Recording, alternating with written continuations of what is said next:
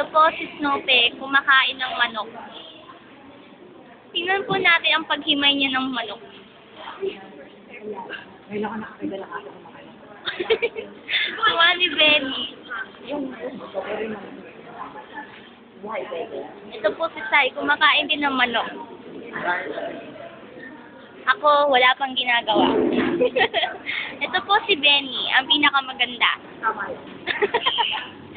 Ito ulit, Snoopy. Close up natin, close up. Ayun, Snoopy, ang matakaw. Ang matakaw. Ano daw? Ano? Ano daw?